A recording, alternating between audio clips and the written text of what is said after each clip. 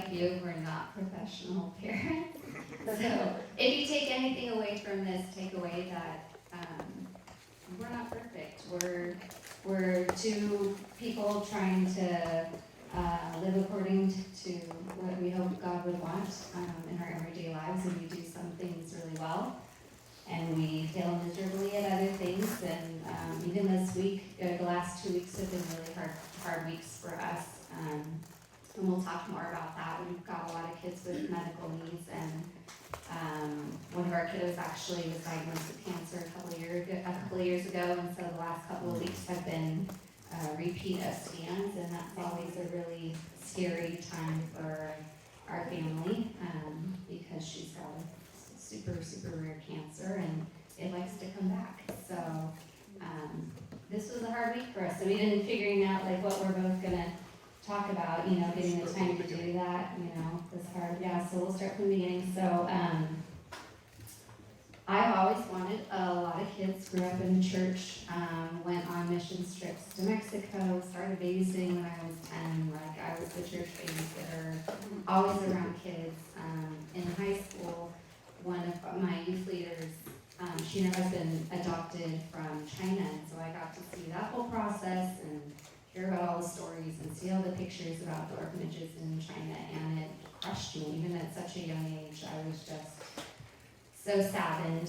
What I had seen in Mexico made me so sad that these kids didn't have parents to feel loved and safe with, and to know that they were wanted, and then to see these images of you had to take them. She had to take them in secret because they don't want you taking any pictures in the orphanage. But to see these images of kids tied to their beds, kids locked in rooms because they have such difficult mental disabilities, and then they brought home their little girl who was a baby at the time, and it was just like it struck me.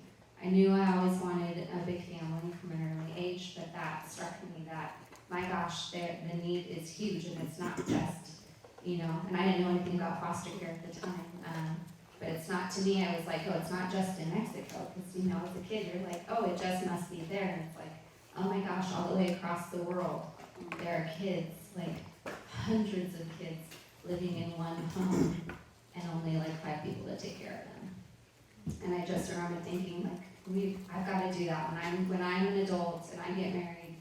I'm going to do that. I'm going to adopt kids. So that stuck in me. And then when I went to college, I was super involved in youth ministry. Even in high school, I helped in the middle school youth ministry. And then when I went to college, I still was connected with my church back home, and I actually got to serve as a youth leader. Specifically for some foster girls that our church had brought on through the middle school ministry.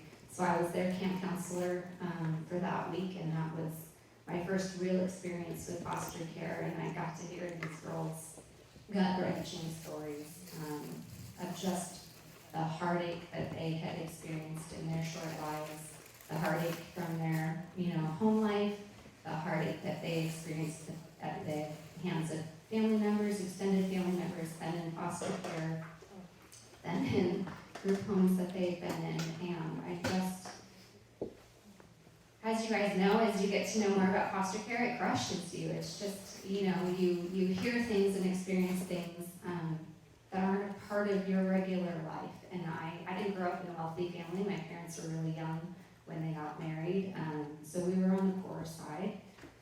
But to know that this life existed outside of my world, I had no idea that it was literally in my community, no idea. So fast forward, in college, continued to go on missions trip, went to the South Pacific and spent time there with the families in Tonga and Samoa. Just was an incredible, again, to see poverty, but also beauty, because the people were so lovely and loving.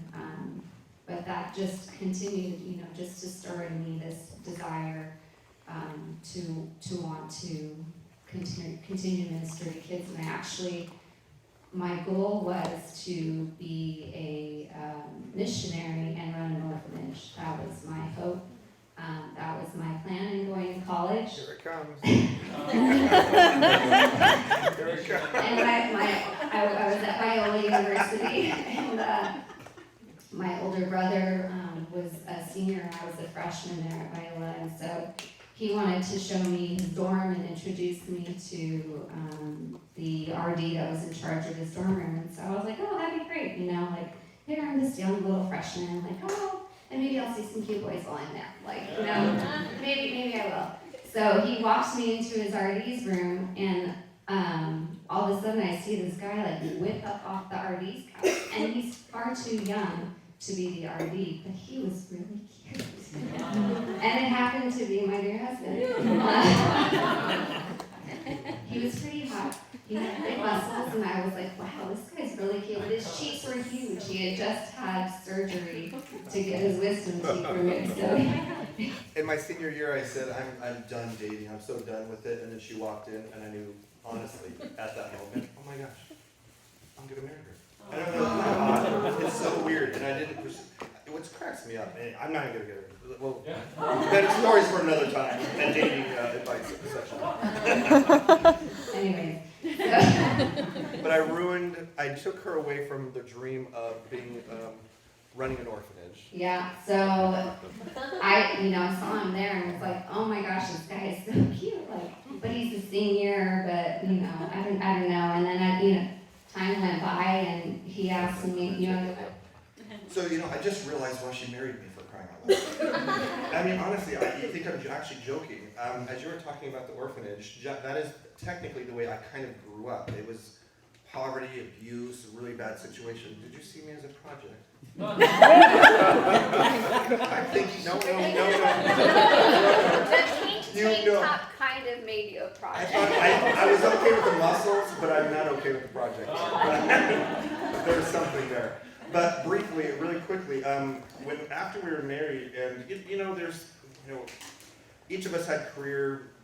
You were wanting to be a teacher, and I didn't know if I wanted. All I knew is I thought I was going to be rich, and this woman kept saying, "Focus on God." And there was just you marry and you're trying to figure yourself out in the world.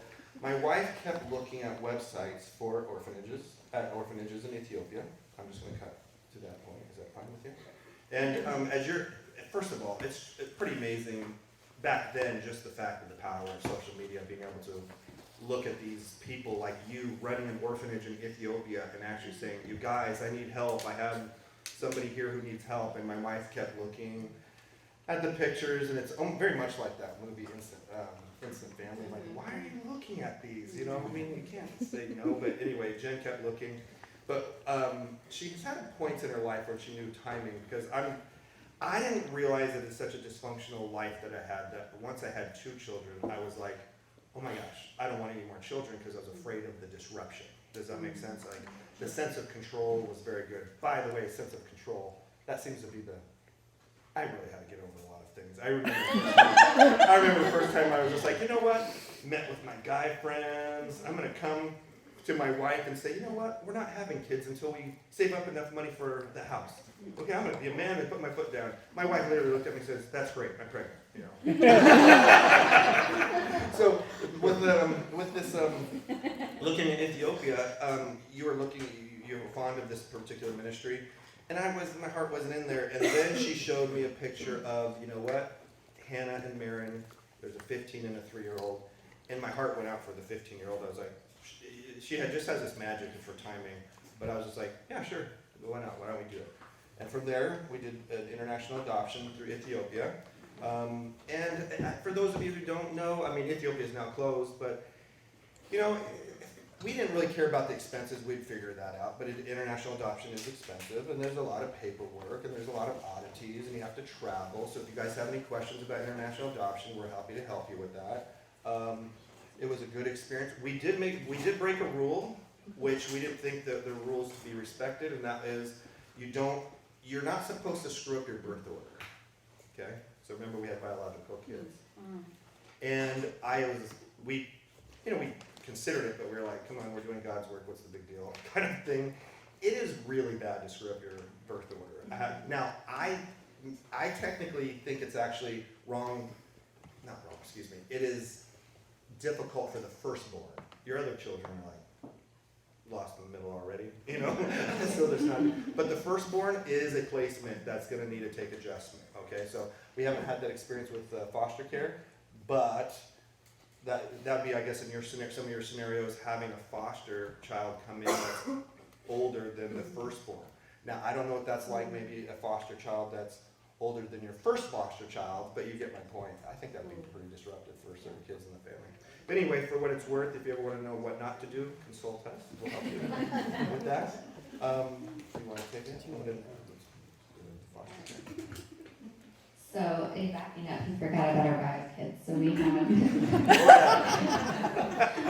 we did have two girls, 6 and 7, before we adopted internationally, and actually with that, we were just wanting 3 and under because we had heard, I had consulted some friends who adopted out of birth order, and they love their kids and are thankful for their kids, but they also pointed out, like, it was really, really a difficult thing for our family and caused some problems and was a big adjustment for everyone. And so we consulted that, but again, you know, we're young, we were naive, and we thought we were really trained. And I, you know, having a background in education, I come from a family of teachers, I've babysat a million kids, you know, all the work that I've done, I thought, I'm gonna read up, I'm gonna, you know, do all this reading, and we'll be ready, we'll be prepared. And those of you who have adopted older children, those of you that have adopted international, and those of you now that are, you know, in the foster care world, we had no idea how hard it was going to be. No idea. To adopt a 15-year-old, so our daughter, you know, so our bios were 6 and 7, and we adopted a 15-year-old and a 3-year-old from Ethiopia. And our 15-year-old at the time very likely could be older than that, but you know, for us, we didn't really care. We knew, you know, we knew that going into it that they're not accurate about age. They don't have birth certificates until they get to the orphanage. So, do you want to jump into that? Just really quickly, how many of you have had a foster or adoption 15 years or older? So, if you ever do contemplate it, it is a crazy situation. It's a high risk dealing with 15-year-olds. Foster is very different than international. But let me guarantee you, those 15-year-old children from Ethiopia or a third world country are coming to the United States with a concept of how they're going to be driving a Mercedes, get their cell phone, and be basically, and I'm being just honestly, I'm going to be sexy and I'm going to be desirable in the American way. You know what I mean? And so, but you know what? My wife and I looked at the experience very differently. I remember coming from a broken, trauma, abuse type situation, so this went really well to me. Like this whole process was, and so I'm always shocked. I go, gotta be present for my wife because it's very difficult for you. And I was like, it was way better than I expected. You know what I mean? And the reality is that the family to this day is very close. Hannah's doing fantastic, and there's so much. But that turbulence for me was actually signs of, oh my gosh, there's turbulence and there's stank. There's turbulence and we matter. There's turbulence in our opinion. They're so clearly attaching during the trauma that it was easy for me to see, and my wife was just. But we still again lucked out. We're not professional parents, but adopting 2, and the fact that the 2 bio children went with us to Ethiopia. It's amazing how those 4 girls were just like bonded. You know what I mean? Like, so again, we lucked out because our children did 50% of the work. So encouragement to you, more that you keep fostering the children in your house to know how to shape the incoming kids, I think is an incredible asset to have as you keep adding placements in the house. Because they do, I really think they do about half the work. Yeah. And it is amazing the healing that comes from the first kids or the kids that were there before they came. Don't forget about them, and don't forget to uplift them and congratulate them and remind them how valuable they are and the hard work, and recognize the difficulty it is for them, because obviously as parents with new kids coming in, it's difficult for us it's difficult for the new kids coming in, but it's also difficult for the kids that are there already. Their whole worlds are being interrupted, and they're having to share their parents and share their things, share their time. And I can talk about that more when our boys came along. The amount of time sharing is pretty amazing. But going back to he thought it went really well. Moms and dads, we experience foster care adoption very differently because the loss, I partly know why, but it's always with the mom. Yeah, We're the moms that are filling in for the moms that left, the moms that couldn't get it together, the moms that didn't care. Whatever your child feels about that mom is then internalized and placed on you. So you moms that are in the mix of the hard, I feel you, and I know how hard that is, and I acknowledge that because it matters. We carry that burden far differently than the dads do. So it's important to recognize that it matters more, and we get the brunt of the meanness, we get the brunt of the nasty behavior, we get the brunt of the comments and that sort of things that the dads might not always see. Because they're at work all day or, whatever, and those teenagers, those kids sure know how to just give it to you right before dad gets home, and it's like, oh, dad, I'm amazing, look at me, let's go hang out. And it's like, do you know what she just did? Right? It's so true, they're smart. So it is definitely good, yeah. So once the girls came home, they didn't speak English.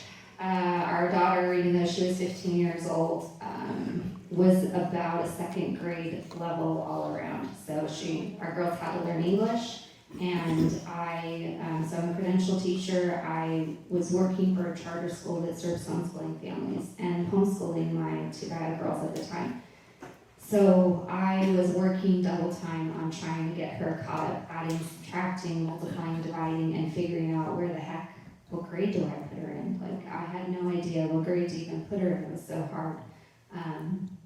So that was rough. Everyone, becoming a family and meshing, those first couple of years are really hard. But I feel like we've done it pretty marvelously well, and the kids are just amazing. Our girls are really great girls. So after we did that craziness, we graduated our oldest daughter, our Ethiopian daughter, and decided why not join the crazy again. And it was mostly me that decided, and I dragged him along, let's be honest.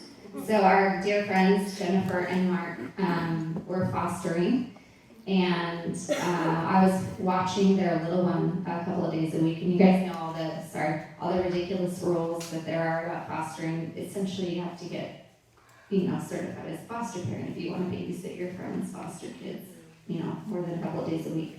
So we decided to go ahead and get certified, or I decided to get certified, filled out most of the paperwork, and then he signed on the lines. This is again her clever way of police. I don't sit there and seek out I need to collect children like she does. But I don't do that. But she sets the table up well for me because again, you're having Jacob stay at our house. Well, this is Jacob the first one. But I'm gonna say, so Jennifer was over at I don't know where.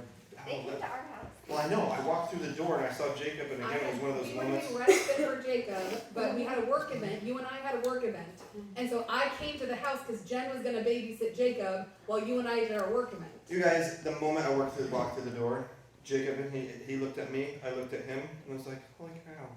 I said something different. You did. You said, well, "That's a little boy you could fall in love with." It's like exactly what you said. And Jakers is fantastic. I mean, he was my buddy on the way here. You know what I mean? And I knew that was going to be.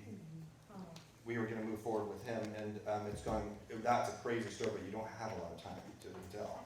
But we, with Jakers, after about a year, after about a year of having Jakers, No, you're skipping. we have to do the trial part. He's totally skipping all of this. This is why I'm in charge usually. Love you, but we got lots of time. So our little guy Jakers, he's 8 now, but the Tracy's had him for respite for a weekend, and of course, you know, I was babysitting, and he was so stinking cute, you guys. He was 10 months old at the time, almost 11 months. And I don't know why, but I was just enamored with him, and my girls were like, this baby is so adorable, and Jennifer and Mark were like, yeah, he's cute, he's just respite, you know, and then come to find out, his family was wanting to move him along, so we're like, we'll sign up, I'll sign up for that. This is a sad part of foster care. If you were shopping for children, I'm just, what? Oh, yes. No, it's wrong. Hear me. If you were shopping for children, Jacob is the kid you shop for. What's so screwed up is the previous foster parent said he was too Mexican and too unhappy. If Jacob cannot make it into the system, through the system, I just need you to think about it. Does that make sense? Like, I understand, but it doesn't matter. Those are awful things to say, you know what I mean? Yeah. And I'm just saying, think about the other kids who have more unlovable personality traits or some other traits or attributes that you may not get. If Jacob didn't struggle in the system, The rest are screwed. yes, thank you, Jennifer. I mean that. Like, the weight of that is not a fake comment, what I'm saying. It absolutely bothers me. I thought I was the worst person in the room. Like, these people that say this have just shocked me, and it's real, you know? Was that I was too gonna much? say, don't say that, but it's out, so it's there. Isn't that Yes. amazing? There are some lovely, yes, I'll just leave it at that. Yeah, so little Jacob was having a hard time in his previous foster home, and came to us, and we just fell in love with him, and we found out that he had more siblings, and 2 of them were in another foster home, and so these boys were separated for about 10 months. We went to the first hearing, and we're just trying to go to get permission to take him with us on vacation. And we get there, and the judge essentially is saying that they're gonna move him to his brother's foster home, and we're like, what the heck are you talking about? Why would you move him? You know, we're just here to get permission, and we had been at a visit with the brothers, and some really big safety issues had happened at that visit, and nobody paid attention to the brothers. And Mike went with me to that visit, and I had him play with Jeremiah and Joshua because Ruthbaum and the other foster family only paid attention to Jacob, and the other ones were, you know, crying and calling mom, mom, mom, mom, mom, Getting and violent. it was getting violent, and nobody paid any attention. And so at one point, Mike actually had to save Jeremiah from falling. He's 2.5, falling off this huge play structure because nobody was paying any attention to him. So when the attorney came out, as it got called for recess, I said, hey, like, do you guys have any idea? I already told you what happened with this visit, but they cannot go there.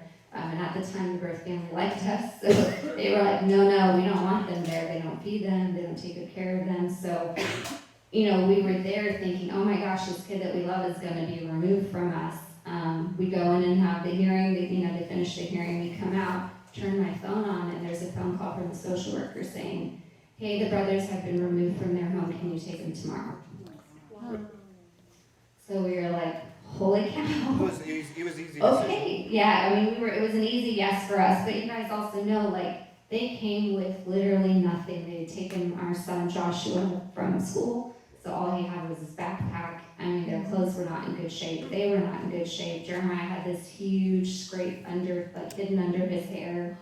And they were bruised. It was just not a good situation. By the way, this is also the first moment in my life I thought, what have we done? Because Jeremiah shows up truly autistic or traumatized. Those manifestations come on. They're very difficult to discern. But you weren't in the room if you're talking to Jeremiah. Jeremiah looked through you. He could cry for a day, 2 days, 3 days. Every time you fed him meat, he would throw up all over the table. And I'm just sitting there going, oh my gosh, what have we done, right? You know what I mean?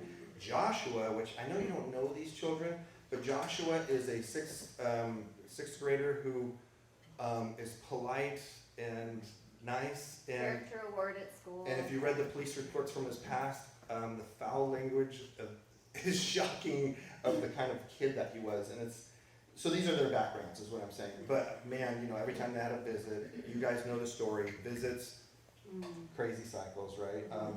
Jeremiah showing up. So really quickly, there was this process where, I love this, biological dad, which by the way, that whole proving of that was the most biggest circus in the world, but had an ex-girlfriend who 20 years ago, ex-girlfriend. who claimed that, what was her claim status of? Oh, that her son was a half-brother of them. So therefore, we went through a week trial on whether they got moved. And you're just sitting here going, and you know what's crazy? At Edelman's, the number of attorneys that were from other staffs kept coming into our courtroom because they wanted to see what was gonna happen, and they really were supporting us, which was really a nice feeling actually. But you know that courthouse, Jennifer, you know. We do have a lot of advice though for parents in that, foster parents in that time, knowing how to have standing. That's a complicated thing in the foster world. For those of you who are new, there's something called JB 290s, and there's this ability. We don't have time to go into it, but my point being is, foster parents going to court just to hear, there's actually a way for you to communicate to the judge through certain documents. And for those who are just new to this, nobody teaches you this, but there's certain warrior moms around here who know what's going on, and they know how to at least get in front of it. And then you give me a scenario what that might look like. You're in court and you say, okay, here's birth mom, have you done all your visits? Yep, we did all of our visits, and you're sitting there going in the back of the courtroom, they haven't even done one. Understand, that's the merit that gets them to be maybe placed. If that merit is a lie and you're sitting in the back of the court, you're sitting there, well, if you plan correctly, you can actually submit a document that documents that stuff, and it's part of the court record. And you'll never be able, you know, anyway, so I just want you to paint a picture that there are those around you who may know something about the system that you don't. And that organization, Advokids, I don't know if any of you have heard of them, but they are incredible, and write that down if you're new and you don't know who they are. Advokids is where you will find great support for your family and your foster kiddos. The JB 290 is something you can fill out for each hearing, and I recommend doing that even if it's a friendly situation and the kids are going back, it doesn't matter.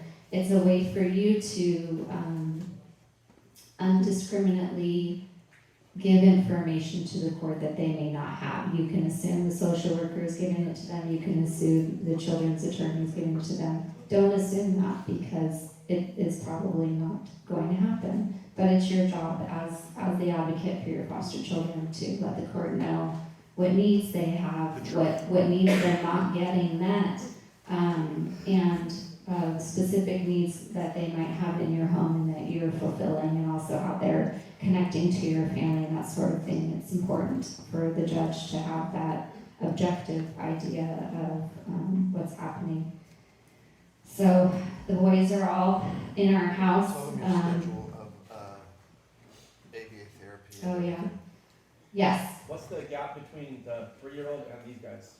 The younger Ethiopian? Like Oh, so our kiddos' current ages are 27, 20 will be 21 this year, 19, 16, 12, 9, 8, and almost 4. So we're a little crazy like that and a little tired. Yeah, it's going well, much better than I expected. It's going really well. We're on our 4th teenage girl, you guys. If you've got teenage girls, let me just say I'm feeling very proud right now. 4 girls. Now we gotta do it with 4 boys, so I don't know. Okay, so the boys came, and they came with a lot of needs. Jeremiah, who was 2.5 when he came to us, Josh was 5.5, and then Jakey was 1.5. And they had a lot of needs. Joshua, so our boys were taken in, basically the cops broke down the door of the home, flash bombs, everything, and there were drugs everywhere. Needles everywhere, cocaine, meth, I mean, you name it, it was everywhere. So Joshua at the time had a really foul mouth and had a lot of trauma. He was diagnosed PTSD, so we were doing mental health therapy with him for quite a while. Jeremiah was diagnosed with autism. It was really severe when he first came. He was in ABA therapy, speech therapy, occupational therapy, physical therapy, and then Jakey as well. Even though he was only 5 months old, he was taken. He still had a lot of issues too, and he was in speech therapy. He was also in physical therapy. What's that? Hearing loss and all that. Yeah, so they both Jake and Jeremiah were diagnosed with hearing loss. Jakey has had 6 surgeries, had his eardrum Really quick, replaced. why ears and teeth are generally screwed up? Why? Drugs. Yeah, the drugs do. a Or number just on pure them, neglect, yeah, or right? neglect, You know, yeah. and they don't complain anymore about earaches. So poor Jakey had had so many ear infections that he just stopped complaining about them. So we never knew that, you know, his ears would be bulging and the doctor would be like, oh my gosh, his ear is huge, it's gonna burst. You know, hasn't he said anything? And I'm like, look at him, he looks perfectly fine, you know, you'd have no idea. So he's 6 surgeries, had his eardrum replaced a couple of years ago and has a hearing aid now. And a lot of difficulties in school. But- So with that, they're great social workers, they're terrible social workers.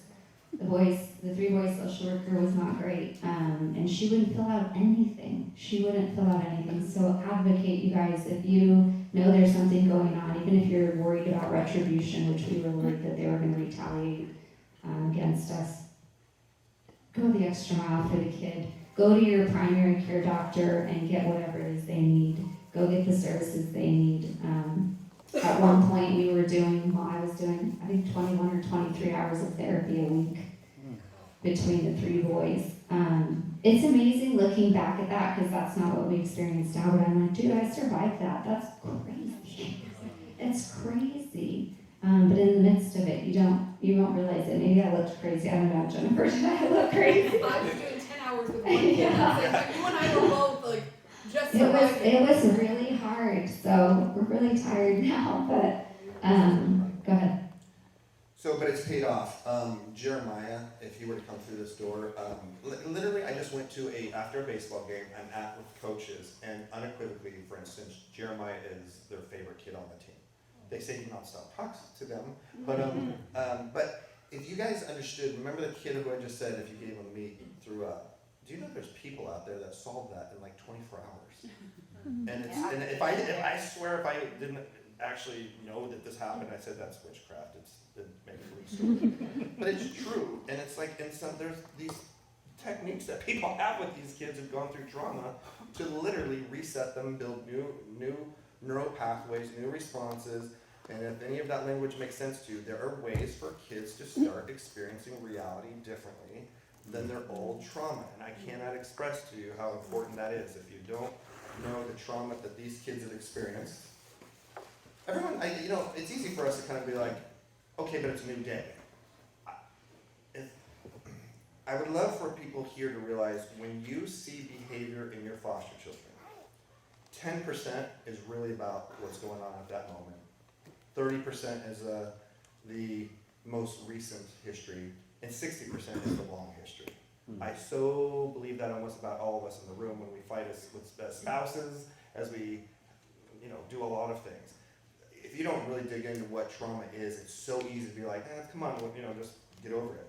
But you did a lot of work with them, and I have no idea. I still don't know what occupational therapy is, and what's ABA therapy. I have no idea. But she did a lot of work with the kids, and it's paid off. They're amazing human beings. So, well done. Cheers. So yeah, it was pretty incredible at 3 years old. So I don't know if any of you guys have experienced this, but my kiddos, so all of the boys have been, they were exposed in utero to drugs. And then obviously after they were born until they One were of them taken. evidently gave him superhuman strength. So Jeremiah, who we're talking about, is like freakishly strong. So at 3 years old. So mind you, so you can even picture this, and I wish we had video of it when he first came. I mean, the kid would scream all day long.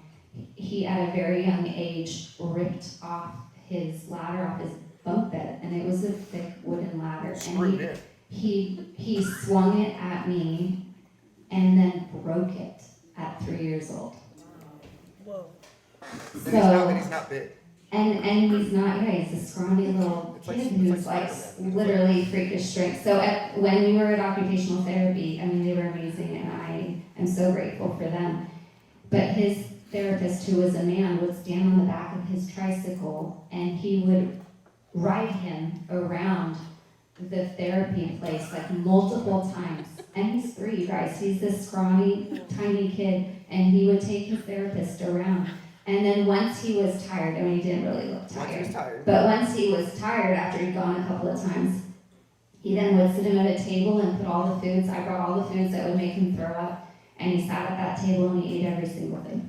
Basically, if we exhausted him, you can reprogram him. It was It amazing. was like, Giving him exercise helped him so much in the trampoline. I mean, we had to get rid of the one because our girls are so dignified, right? They would never jump off of the trampoline. It didn't have any net around it. So we're like, this is amazing. The boys came along and I was like, everyone's going to die. We've got to get this out of our yard. It was awful. So we had to get a netted trampoline, but that thing has been amazing. To just whatever you can do to get those kiddos that have all that energy, the kiddos that are having a hard time, give them exercise. and use that time afterward to have Yeah. connection, intimacy, whatever you want to call it. Don't underestimate how fruitful the time is. Definitely. So the boys have been with us. The boys, let's see, the 3 boys, the brothers, were finalized. My gosh, their case was 4.5 years long. It was really, really long. They were finalized in 2017, I think. Yeah, and then our daughter, Really quickly, Carly had a birthday recently. Carly, yeah, How old is Carly? she's 19. Thank you. Carly had her 19th birthday It yesterday. was Friday. Well, it was yesterday, that Okay. night, right? No, it was 2 Friday. days ago. Anyway, Joshua wrote her a letter. And Our 12-year-old, and yeah. Carly read it to me, or she Yeah. just texted me today about it. I just can't help to express their histories. They know they've been adopted. They've been through foster care, but the connection they have, you guys, like holy cow! Like whether we've lucked out or that's what we decided to make what's most important, they love each other as a family. It's crazy. Those 3 brothers, by the way, when they were separated and they were joined, it was so crazy. I've never seen a pack of wolves. Okay, like if there is a big couch, but one of them is sitting in the chair, all 3 of them are sitting in the chair. They and you know what? Then come along is Max. Then Max comes along. And Max is, how old is Max? 3, right? Max, you guys, the boys early on. Thank you. I love the fact that you guys know. Even more commitment. You guys, when he even first came to the house, and we would all, let's say, go on a trip out to the desert or something, but Max was going to stay back. The boys would get really emotional about it. Like, no, we don't leave Max. There's something about this family, this group of kids, that are just like, we do things together, we don't do them separately, we're gonna go to the baseball games and I like it and support each other. But even like at last night's birthday, I'm shocked about them taking the time to communicate to each other, how much they, I mean, we're not doing that, we could do better. You know, we're like warriors, but they seem to be like really connected. Anyway, so I guess I say that it's not a bragging, it's just like if you wanna measure health in kids, look how they're connecting with one another, being present with their emotions. And I believe these foster kids also, as they develop, they're almost like, like a shower nozzle, and holes get blocked. And think of emotions like anger. And if some of the backgrounds they have, they're just numb, right? And think of those as like closed off holes in that nozzle. But the emotions that do come out are just more pressurized, right? You know what I mean? So they're spiking. It just begs the need for you guys to help them foster those other elements, right? Does that make sense? So I just can't help but I've never heard anyone tell me that as foster parents, but I really wish that people understood, quit reacting to the bad behavior and get to what's the root, and understand there's a way to develop them. And have you guys heard of the iceberg model? If you haven't, look it up. It's really important. The behavior underneath the iceberg are the driving forces, and I think that's why we've survived. I mean, don't get me wrong, my wife would love a pound of flesh from these children half the time. Is that I true? don't, that's true, and they're really not, I'm like, you guys, seriously, they just are really, they're crazy, some of them are crazy, right? Can't we all just admit it, they get crazy sometimes, especially the teenage girls, oof, it's hard. I feel for all of you with girls, power to you, you can do it, you can survive this. So, no, wait, we're good on time, you're all right, it's okay. Where were we at, what were you talking about? So Matt, I just mentioned Max has come along. Oh, yeah. Okay, so, back to Joshie. So, the Joshua 12 diagnosed with PTSD, very hard kid. So he was removed at 4.5. I just thought to give you his backstory. He cursed out the cop and the social worker when he was taken, if that tells you anything about Josh. And when he came first day at our house, I mean, he looked a hot mess. Like, he wasn't well taken care of, so his hair was all spiked everywhere. And his face was just angry. He was just an angry kid and was cursing to try and like show off for us. It's weird looking at old pictures. They're all glossy-eyed, like Yeah. they're stoned. We call that the foster care stare. It's weird. It is sad. Their eyes are just dead. Yeah, it's very sad.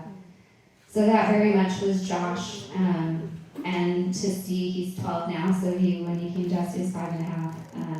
Just to see him blossom, and we put him in private school, so it's very expensive, but they needed that loving environment, small environment to just help them heal, and we're so grateful for the people that have been in their lives.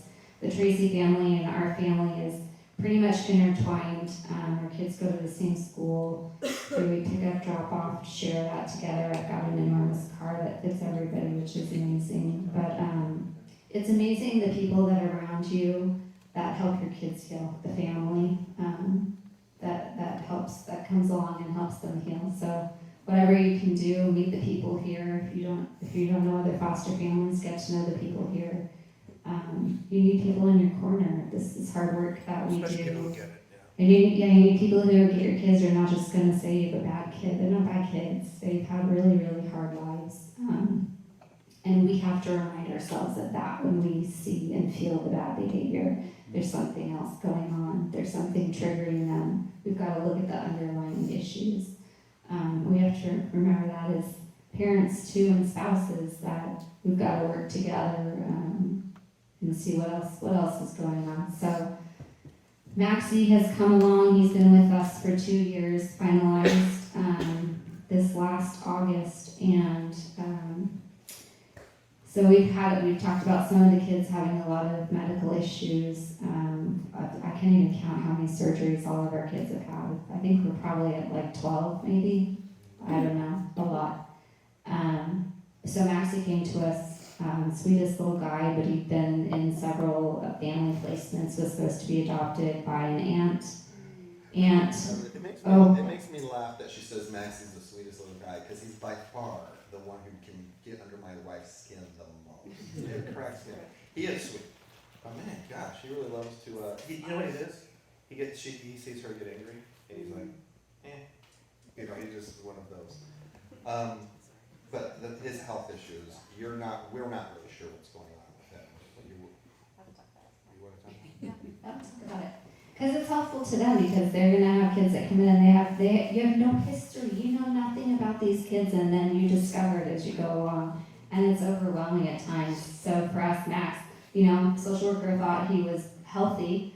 Come to find out he's not. He's really unhealthy, and he's got some sort of blood disorder. Nobody can really tell us. Something called neutropenia, so his white count is low all the time. He can't fight off infections. Yeah, that's been on the table, that he's possibly got cancer, and now he's also got mobility issues. I mean, he's great, he can run, but he falls a lot.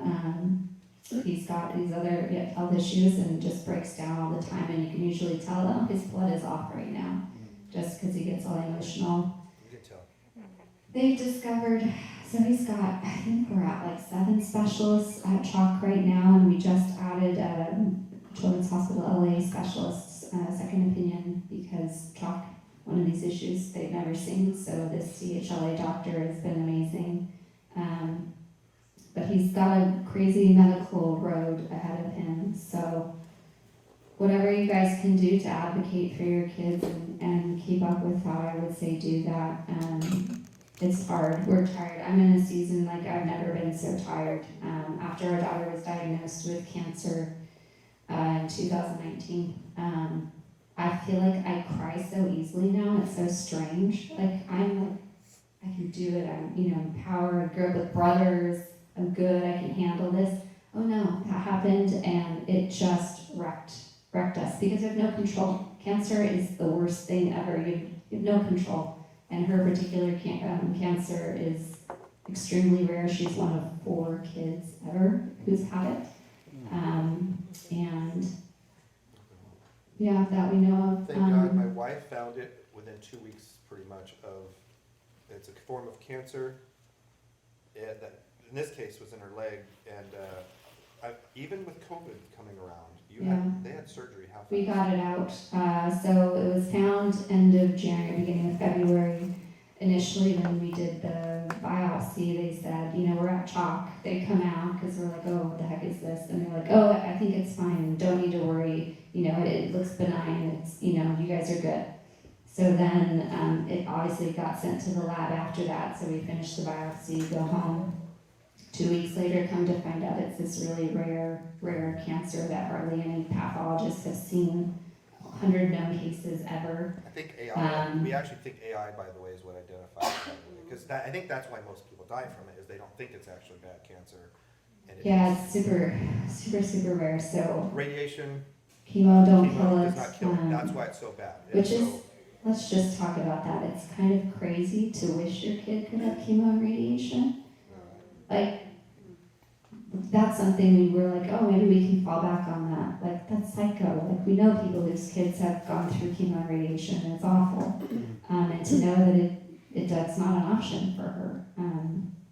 So she got it removed. We've been doing scans every 3 months. For the first time ever, it's just like frightening as heck every 3 months to be like, ooh, hold your breath until you get the results. This is great, but I feel like because we have seen and recognized we have no control over this, And I'm always mindful of the growing up in a Christian home. I became a Christian in high school, but everyone wants to say something helpful or thoughtful or hopeful. But I want to remind everyone here that God exists and He is good, regardless of the situations that you're in or your kids are in or your kids go back to. They might go back to terrible, terrible homes, and it's not about that's God's will or God's purpose. That's about man's doing. God's will is that everything is good and perfect and whole. And in the midst of those hard times, I just want to remind all of you that you're going to hear some terrible phrases from Christians, well-meaning Christians, but no, actually, if your foster child goes back to an abusive home, it's not God's will. It's not God's will that your kids were traumatized and abused and were exposed to drugs. Technically, we won't get deep into that, but there is something different between God's moral will and God's sovereign will. So you do not have to ask God, should I go murder and steal today? You already know His will. So in other words, in God's moral framework, we know that that is actually wrong, and it's not the way human beings. The fact that we sin is a truth. It's not God's moral will. It's not God's moral will that kids are locked in cars in the heat and they die in the car from heat exposure. You get my point? We all know that it is wrong and evil. And so in that language, we just don't hear that very often as foster parents. It's just kind of like, well, you just have to, it's God's will and, as if it's somehow a good thing. I think the thing is, spade should be called a spade. Does that make sense? It's not okay that sometimes it's wonderful that they return to the biological family. Like, by the way, we actually went through the worst experience getting through a week-long trial with foster children and being accused of all sorts of things. We also are having our first experience of a great relationship with a biological mother, by the way. We really will her the best. Like, she is a wonderful human being who has a lot of trauma in her life and a lot of trauma. Anyway, but my point is, it's just a weird language, isn't it? That how you might experience it. It's like, oh, it's so good. It's God's will that they went back somewhere, and you're like, no, it's awful. Yeah. Hopefully that makes sense. So obviously God is sovereign on this earth, but bad things happen, and it's okay to acknowledge that, and there not to be any particular reason. But that's what our job is, to do justice and to offer mercy to those and to love others as best we can in the midst of that. With that, so Mike was saying, so birth, family, relationships. I feel like we could talk about so many different things right now, but birth, family, relationships, the good, bad, and the ugly, right? Some of them are great, and I encourage you guys, some of you may not be believers, and some of you I know are, but it's good to know where your kids come from and the experiences those birth families have had. It's good not to be naive and think that everyone has grown up in the same situation as you. I'll talk about, so Maxie is our little guy, his mom, Stephanie, we absolutely love. We love his grandma. We have a great relationship with them. With birth data, he's more just present because, birth mom brings him. They're both still using. They're not, we have a lot of rules. I have my line drawn, and it's not to be crossed, and they know that. No one is allowed to be around our son when they're high, and that includes grandma bringing them, so grandma is held to that accountability as well. If she brings one of them and they're high, we still do visitation even though our son's been adopted. And I text them, I send them pictures of him. But our birth mom and her mother have lived very hard lives, very, very sad lives. So it's amazing, the birth mom's name is Stephanie, and you know what's amazing is the brief time that she has spent with my wife. Stephanie has just fallen in love because she's like, my Max is going to be taken care of because this is a strong woman. And I love this about Stephanie, she always, every time is chosen to do what is right for Max. Does that make sense? Mm-hmm. And so a lot of others like, you can't cut his hair, you can't go out of the state, you can't do this, or hers. But you know what's amazing, you guys? At one visit, Stephanie had her dad present at the visit, right? And the dad was basically kept judging Stephanie, his daughter, right? So grandpa is correcting. And my wife, in her strong nature, basically told him to back off, that Stephanie is doing a great job. Do you know that Stephanie and I had a conversation like 2 weeks after that, and she's like, that's the first time anyone's ever advocated for me. Isn't that staggering? That chokes me up, because if you understand that, now fast forward, how can that, Stephanie has lost her child. It's awful feeling, but she still somehow has this love for you. Stephanie is pregnant. She writes, who does she write? Jen. What does she write? I'm gonna have an abortion. I cannot get clean. I choose drugs over this, and I'm just a horrible person type text. You don't know what's happening that day, and she doesn't go through with it. And I just, the fact that you're having these conversations is a staggering opportunity, right? Mm-hmm. So badly wish she can get clean. I know she does not want the guilt of losing another child or even going through that experience. But what a crazy world, right? But at least there's parents like us in the room who are there that there's people that are helping her, hopefully, and there's people to pick up the little ones that are affected during this time, right? So with that, so birth mom is pregnant right now. We're hoping that she'll get clean. We're praying for her. But we told her we're there regardless. We're there to cheer you on, and we're there if you fail and the baby needs a home. So be praying for us. Be praying for Stephanie. If you think of her, we hope she can get clean one day. But we're grateful for the relationship that we've built with her. And I think when you first, and thankfully this is not our first placement, but it's hard not to not be afraid of the birth family, but just to have that resentment and dissension between birth family and foster family. They're naturally gonna see you as a part of the state taking away their kids.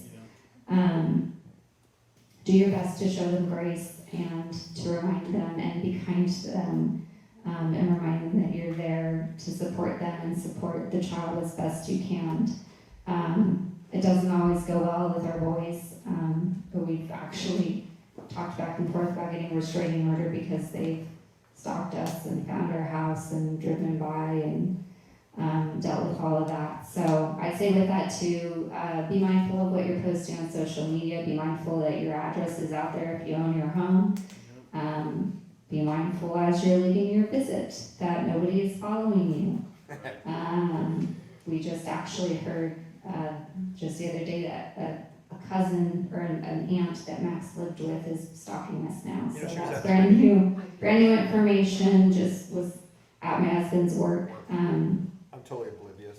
And she, and thankfully, Stephanie, we love her, she was so pissed. She texted me and sent me a screenshot of this message and a picture of this lady and said they have no business doing anything with you guys. Mind you, I've never met these people, so I'm like, how do they know what I even look like? How do they know what my son looks like? They haven't seen him in 2.5 years.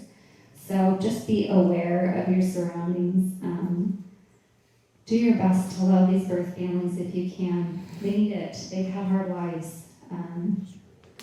It's hard in the mix, and I know you guys are going to feel this. If you don't feel it already, at some point, it's hard not to be angry with them when you're sitting in surgery for your kid, your 5th surgery, going, this is all because he was exposed to drugs, and not having resentment for the birth mom. That's hard. It's really hard. You know, it would be interesting. You guys know the push between like the bio and the. You guys know how the social workers. We're playing a fine line, right? You can't be anti, but you want to advocate for the kids. You know what kind of fine line I'm talking about. For me, with my background, it's interesting because I don't have resentment, but I'm completely intolerant. I'm not tolerant. If that makes sense, and I think that gets. How do you, when you have a child that you've had in your home for, I don't know, what's appropriate? 3 months, 6 months, 8 months, you're starting to get attached, right? Yeah. And what happens where does your heart go when you're advocating for them? I still think you're doing the right thing. It's not that you're anti the biological parents, if that makes sense, but it's always an interesting thing during this licensure, there's no coaching in this. Anyway, I guess my point being though is, each of us bring our own baggage, because when I look at it, I go, man, you do it fine. You say during surgeries, it's easy for you to kind of have that motherly instinct of like, you know what, these kids are in this surgery because of drug use and everything, and I kind of resent it. Where I look at it and go, oh my gosh, some of these people are fighting us and accusing of things almost not because they love the kids, because they like fighting against the system. Yeah. And that puts my guard up. Does that make sense? And so I get in the fighting spirit a bit about that, you know what I mean? And I don't know how it's a hard thing to navigate the system with any sort of grace when we've had Max is social worker. Oh my gosh. Again, going through our latest has been actually the best for us because birth mom's amazing and the social worker is amazing.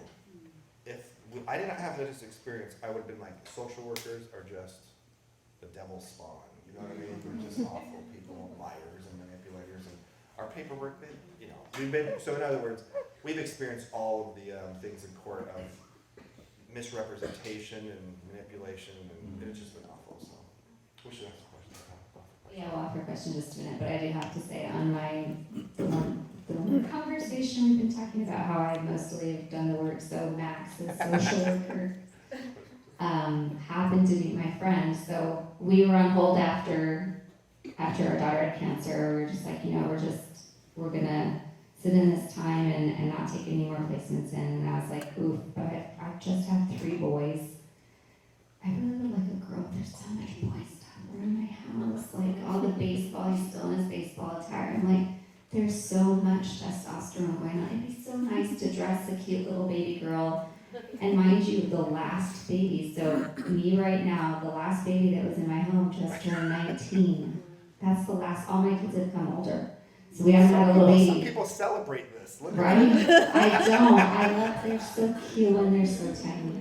So anyways, so my friend knew I was really hoping for this baby girl, and she happened to text me. She's like, hey, my social worker is here. She's got this placement, and, you know, he needs a long-term home. It's gonna go to adoption. And she sends me his picture. She's so evil. And I looked at his picture, and I was like, and I said yes before I even talked to my husband. I was like, oops, can't take back that one. So Max, I said yes to before my husband even knew, and then I was like, surprise! There's a baby coming, and he loves Max, right? He's loved them all. I've just been like, hey, have a good day at work. There are 2 kids coming tomorrow. It works best that way. If I'm given much time to think about it, I don't really let him think. So right now we just do respite, and then Max's birth mom's pregnant, so we'll see. But we're getting kind of old and tired. But I still would like this cute little baby girl to dress. Thank you guys for hearing our story. I really appreciate it. I don't think we really ever shared. People know it incrementally. Any questions for the group, from the group? Which one has cancer in the lineup? I wish we had a billboard, because I wish you could see this. I should text everyone right now. Her name is Marin. She's one of the Ethiopians. She's 16. She's 16. She Their goes, youngest daughter, so 4 girls, then 4 boys. and she currently attends Orange Lutheran, and she is Mark Tracy's favorite of our children, which is, and she knows it. Mark gets in trouble because she gets in, well, when she was little, she would do something naughty, and Mark would always bail her out, and I'd be like, Mark, seriously? So he kind of spoils Marin. Marin can do no wrong, but Marin I wish you can do guys no could wrong. see Marin Yeah. because. She's amazing. She doesn't like telling her story, so we hope at some point But I wish you could, she'll because feel when I safe tell you enough. everyone likes her, from the older boys' baseball teams, the younger boys' baseball team, the people She's at school, they just did a highlight film of her. She's a relaxed human being, and she's just a soothing person. She's just Yeah, amazing. she's a great girl. So you would love her. She was amazing from the first time. So when we went to Ethiopia, just side note, we went, several families go together and you go into the orphanage and you spend time with your kids. And for us, it was like, some of those families were like, oh, I have to have my kid like with me at all hours. You know, they have to swim my lap and held them really tight. And I was like, for us, we didn't really talk about it, but we were kind of on the same page. I was like, you know what? Their lives are about to change, so we're just gonna let them be this week while they're at the orphanage. We're not gonna, we're just gonna sit here and play with the other kids, and if they wanna come over, great. But once we leave with them, it's fine with them, so we're okay with them just going to do whatever. But I remember, they would go back and forth, Hannah and Marin, kind of between us, and our girls were off holding babies and playing, and my parents actually came with us too, and they were there as well, playing with the kids. And at one point, I was sitting on the ground, and this little girl about Marin's age came running over to me and sat on my lap. And I was like, playing with her or whatever, and all of a sudden I look over and Marin comes running, because she really couldn't run, running at me. And in Amharic, which is the language they speak, basically told this little girl off. And she then gets this little girl off her lap, and I asked one of the moms there, like, what's going on? Like, what did she say? And she's like, she told her, that's my mom, get off her lap. So from the beginning, little Marin has been my girl. Yeah, she's great. Anybody else have any questions? Another one's Yeah. Is that, have you guys had kids from Orange County and from LA County, or just LA County? So technically LA County, Max was in an Orange County placement, but his birth mom is from LA County, so all of our boys are from LA County, yeah. Yeah, Daniel? Did you do them all through the county or all through the FFA? So we're with Koinonia, and so all our placements have come through Koinonia, yeah, all the, yeah. So, the thing with FFAs is they really can't do much, I felt like, and we had a lot of new workers, so I honestly felt like, and they'll even admit that, I feel like I was training them. Well, I think So- I think the landscape had changed really, though, to be Yeah. fair. I know that remember the whole code changed for, like, what are they called? It's all under, like, nursing hospital laws. I mean, the laws radically have changed in the last 10 years, and so you could see the burden on these organizations. Yeah, so there wasn't much that the coordinating worker could do. I mean, she would send emails, but the Remember social worker would never respond or fill it out, That's why so. it's getting so difficult for them to manage. Like, you've got to wear gloves when you give medication to your kids because all the laws have been consolidated under, what do you call that? Oh, under medical laws, yeah. You guys, have you heard these weird things that foster parents are supposed to do? Like, it's really getting hard for compliance because the things that our nursing homes are required to do, you have to do because you're all under caregiving laws. Yeah, Does that make sense? Like, all the caregiving laws are getting all like, crap, we didn't think through that. And so your prudent parenting is going right out the door. I know, right, yeah. Did you have a question? What was the name of the agency that helped your son with his eating issue? So that was St. Jude Rehabilitation Center. We love them because they have all of the therapies in one place. So we got to do speech, OT, PT, all in one place. ABA therapy was separate, Miracle and workers. ABA was really, you have to find a good organization for ABA therapy. It's intensive. It's for kids with autism. Sunny Hills or Sunny Days, I think was the name of our ABA place. But yeah, St. Jude Rehab and Wellness Center, love them. They're great. Really amazing. Amazing work. Anybody else? Yeah. What was the form that you filled out to like let them know what was? That's called a JV 290. JV Yeah, everyone should fill out every court date, JV 290. It's Having amazing. been through that, I would say quick advice, even if it's good news, fill it out. Yeah, That's right. absolutely, Just do it yeah. so they're just used to you. Like, put a couple Absolutely. pictures, whatever. Especially when it's good news. Then you Totally. just They need to know. And they need to know that the kids are doing well. Yeah. And you need to sow goodwill when you can, because there might be a time when you have to say some really hard stuff. in the Right. future. That's a great So point. true. Yeah. That's really important, like what he just said. Yeah. Yeah. Yeah, you can't be like, mom missed 5 birth visits and the child is only in connecting with me. I like what they said. Yeah, you have to be It's like- impartial in it's those. like be but impartial, it is, but speak it's good truth. for them, yeah, to And- know the good and the and- bad. I thought my wife did a great job understanding what are the categories that the court is looking at. You know what I mean? If they're going to sit there and go, well, we know you're not moving on the plan, and we know this and that, but there's no connection to the foster parent, so let's move the kid. I mean, we've actually seen situations like that. Well, even just demonstrating, hey, the child is really integrating into our family, and birth visits did go. I mean, not birth. I mean, birth mom visits have gone well. But you get my point. You said 2 things there. Right.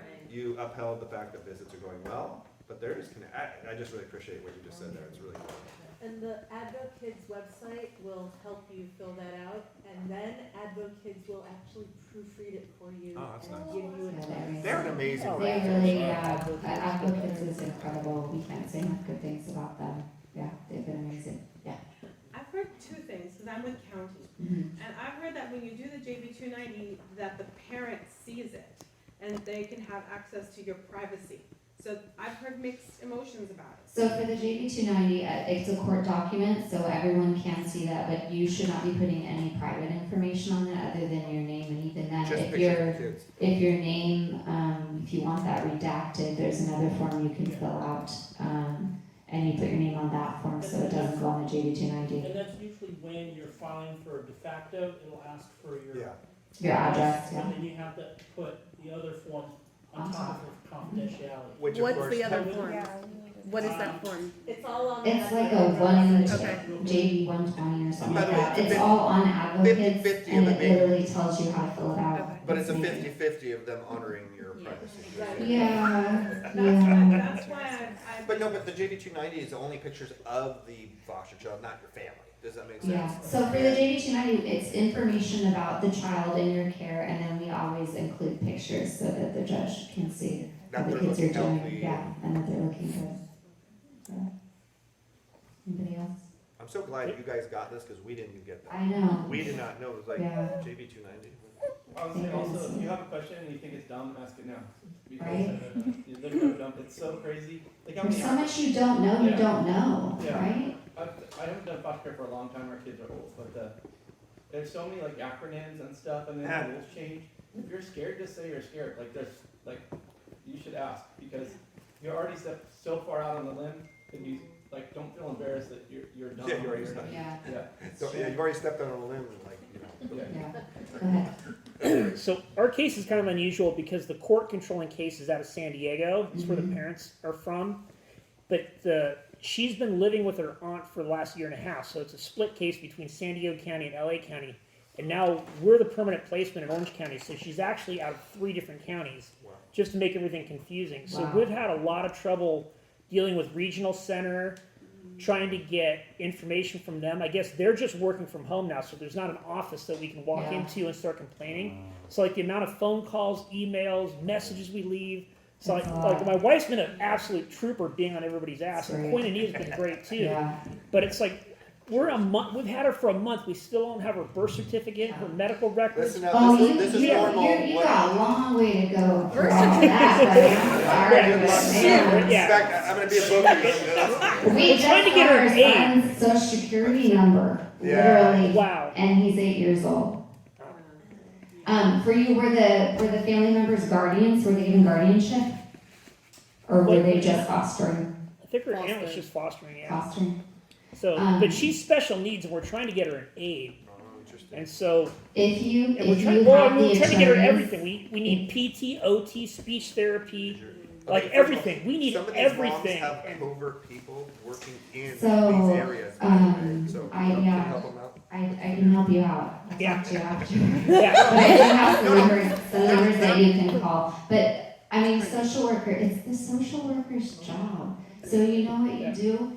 You call the supervisor for the social, and don't be scared of them. And if they don't respond they the don't way you like, respond you call, either. you Their call the, supervisor. yeah, you Yeah. call the ombudsman, Yeah. and they'll figure it out. But, Until they hate you. if you have the attorney's information, honestly, I'd say call the attorney, because they're the one that you wanna figure it out. Also, go through your pediatrician, because your pediatrician can get the okay for all that. We can't get her medical insurance, we can't get Yeah, you know medical what, center transferred, nothing. can you take her to, we- she's had her. we started the process months She raised her ago. with She's only been Koinonia. with us for a month, but We're we with started the Koinonia, process so months ago. So We'll talk afterwards. Yeah. Yeah. it's The been kid's attorney can, as we all know, actually, can do a lot of amazing work, okay? But that sounds complicated. But I am serious. I can't believe some of these moms have people in these organizations. You can that actually, I have a call gal a at Cal specific Optima person. that you can call. And there's people who work it out. so you I'm get like, her who are information. these? I mean, they need to do a documentary on these covert saints. It's amazing. Her name is Sydney, she works for Cal Optima, and I love her. She knows me well. Sydney, love her. That's, okay, if she didn't exist, think about how many crime foster parents they It have. would take forever. Oh my gosh. Someday they need to do a medal for Are you talking this. about Sydney? Sydney? Sydney? How do you guys know about that? Like, that's amazing. Sydney from Because if you're Cal with the Optima. county, she's actually on a worksheet and they say call Sydney. She's Okay, well, somebody amazing. needs This to is why honor you this. don't She stay with always an answers FFA. too. I'm like, how do you have this many Think about it. cases and you always answer the phone? And she remembers, because so many of my kids have medical needs. She's like, oh yeah, we just talked. I'm like, yes, my other one needs That's the woman of the year. this, and she's amazing. So Anyway. yeah. I mean, we love our social worker. Our Koinonia worker has been fantastic. The Koinonia but he's had to so deal much, yeah. with LA, San Diego. Yeah. And, They and the need to finger just- pointing is incredible. Like, you know, we call San Diego, they're like, oh, that's LA's problem. And LA's, Yeah. oh, no, that's San Diego's problem. And it's like just Bureaucracy. back So you're and gonna forth. have to ask for the case to buck be pass. transferred to where birth mom lives. Right. That's what basically needs to happen. Yeah. I have a question that you guys probably can't answer because you're married, but maybe someone in the room does. Have you ever seen any judge and or placement not happen because the foster parent is single? I don't know that I've heard of that really. I feel like they've been pretty impartial. Personally, if you are building a good relationship and the child is doing well in your home, I think that's for a good judge, and most of them do a pretty good job, given if they have all the information. But I think no, and I'd say that's where your JV 290 is so important to prove the bond, and for your, if you're talking about your older girls. The younger one? The younger one, okay. I'm a single foster parent and it's yeah, been my Danielle's- court, and I just take care of Really? my 3-year-old. I've had him since birth, Okay. and he's just turned 3, and we've just had TPR. It took a really long time, but it's never come up that I'm single. I have seen it in a case, and what's funny is I think our own biases would, I have seen it with a single dad who is fostering, because Yeah. there's such the Well, it was a It's problem with the label, FFA yeah. I was with. Oh, it's not in It was one of those, you know, unconscious bias type situations where. been an issue of mine. Yeah, so I'm with the county now. Fill out those JV-290s. Yeah. I just learned what it was But on if you Friday. share- I called Advo-Kids and I filed it on Friday at the Awesome. courthouse. Congratulations. Awesome. Isn't that funny? How many placements did you have? I'm just saying, I'm not judging. I'm just saying 21 nobody tells before you this this. stuff. Yeah. Like, No. it's like, Yeah. what the heck? Never You know, heard of It's it. unbelievable. Never heard of it. And I only heard of Advo-Kids because of Heart and Home, which Right. I've only known Oh, about Heart and Home. for like Advocates. a few Yeah, months. Advocates come and speak. At one time, I used to be on this like task force in LA County to like the reform foster care. And I one time tried to get them to make just one pamphlet. They would get everybody how foster care worked. And the union like resisted with like all their heart. So much passion. So, It was so much. That's really sad. Wouldn't it be great to have a documentary about that? Like, I'm in a union, I'm not anti-union. Does anyone know a documentarian? right? Anyone? It's like, let's help our foster parents do a better job at foster care. No. And just so you know, it wasn't just for foster parents, it was for the kids and the birth parents. Like, Yeah. what's the court and what are the forms? That's all I wanted to Right? say. Imagine that. People are informed. That's Anyway, you have to bad. work, just as a heads up, you have to work pretty hard. You know, Yeah. you can do it. I'm dumb, I did it. Your story. That's a trifecta. though, Because it's hard in one county. Yeah. What you're, I don't know how you're gonna survive, so. You can do it. I'm sorry, I don't know how you're gonna survive. You guys will do it. It's really, it'd be great. Well, I don't, you, Call Advo-Kids, they'll help you through They it. it will. actually is. Actually, they will. That's actually, don't underestimate them. So, no. Don't be afraid, and it doesn't cost anything. It's free. They're amazing. Yeah. Anybody else have a question? Phyllis? So first of all, thank you for sharing your story. Very inspiring and encouraging, and you know, just being faithful to the call. And you know, just what you guys have fostered with your family and your kids, and how just really look out for each other is pretty awesome. So Thanks, thank you for Thank you. sharing. Do we have time for more questions, or we're toast? Oh, we're done. Last one. Oh, sorry. Sorry.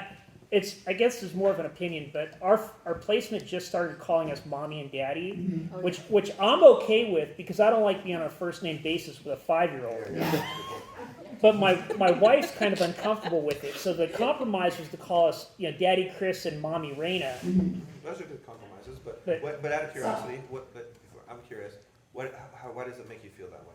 I mean, she sees her mom and she calls her mommy, and so I'm just being very sensitive towards that, and so she's been calling me mommy, and I'm sure we all experience this, but it's. No, when you say you're sensitive for it, because it hurts you when she says it to the other mom? Or you Well, don't want to hurt your mom's. I your mom's empathize feelings. for Yeah. her Okay, mom, I'm so. So here's something that I really, I say that's super important to have that conversation with the birth family and say, just so you know, they're in my home. This is likely going to happen, and I want you to know that doesn't mean that you're valued any less or it's unimportant. We have to be quick. But we've always told our kids they get to decide what they want to call us. So if she feels safe calling you that, then I think that's okay. And when you're referring to, because I know it can get confusing talking about both, maybe refer by names, like mommy so-and-so. But I'd say have that conversation with birth mom. It's good to have those conversations ahead of time in case it gets uncomfortable. So, It kind of makes Real it feel fast. normal. Yeah, Yeah. or you can give them a different name, like I have all my kids call me. Okay, I know we have to go pick up kids. I just want to say Joshua Peterson, I remember the day that freed him, is, by the way, the day that we said, Josh, you can call your mom, and you can call you, mom. You can do both. You can love both. You can and that's love okay. both. Mhm. Changed him. Now, that wasn't a response to it, but it just reminded me of like that, the shackles came off Josh that day. Does that make sense? Because that tension is just The there. guilt. You know what I mean? I just encourage them that's the license that every kid needs, is that they can love both. thanks Thank so you, much, guys. you guys. Thank you.